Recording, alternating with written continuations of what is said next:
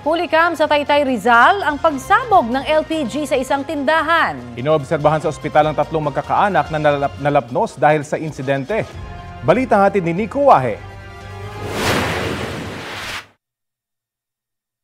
Tila may kinukumpuni ang dalawang lalaking nasa tindahan umaga noong March 28 sa Barangay San Juan, Taytay Rizal. Ilang saglit pa, may umusok, saka sumabog at nagliyab ang tindahan. Dali-daling lumabas ang mga nasa loob. Agad ding rumisponde ang mga residente. Dumating din agad ang mga bumbero. Tatlong magkakaanak ang nasa loob ng tindahan na mangyari ang pagsabog. Kabilang ang 54 anyos na babae, anak na lalaki at isa pang lalaki na 21 taong gulang. Kwento ng isa sa kaanak ng mga biktima, LPG na kabibili at ikinakabit ang sumabog. Yung maliit na tangke o yung tangke po ng gas na maliit, tas isasalpak nila yung burner. Hindi po nila alam kung may leak kasi talagang malakas yung yung lumabas na mga gas.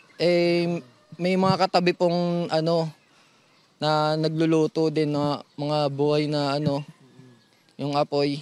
Tas nung sumirit, kabibili lang po talaga kaya sobrang lakas ng pagsabog kasi sobrang dami ng laman.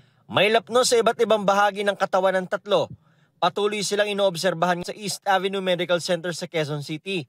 Hanggat hindi pa daw po nawawala yung pamamaga nila, hindi pa rin daw sila sure kung kailangan nila malagpasan yung stage na yun para maging masabing okay na sila. Kasi namamaga pa rin daw talaga yung mga organs nila. Patuloy na iniimbestigahan ng BFP Taytay ang insidente. Paalala nila na dapat maging maingat sa pagkabit ng tangke ng LPG. Siguraduhin po natin nakapatayin muna po lahat para masiguro po natin yung kaligtasan po natin. Pag nagkakabit po tayo, nagbabaklas po tayo ng ating mga LPG tank, siguraduhin nga po natin, katulad ng sinabi ko kanina, na walang magiging source po ng ignition. Sakali naman daw na sumabog na at nagliyab, may mga pwedeng gamitin para mapabilis ang pag-apula. Pwede po natin gumamit ng soft drinks. Kasi po yung pressurized, then carbonated po siya. Pag inalog nyo po yun, makakapatay din po siya ng apoy. Nang sumabog ang LPG sa tindahan at nagliyab, may nakaresponde agad na taga-BFP na nakatira sa lugar.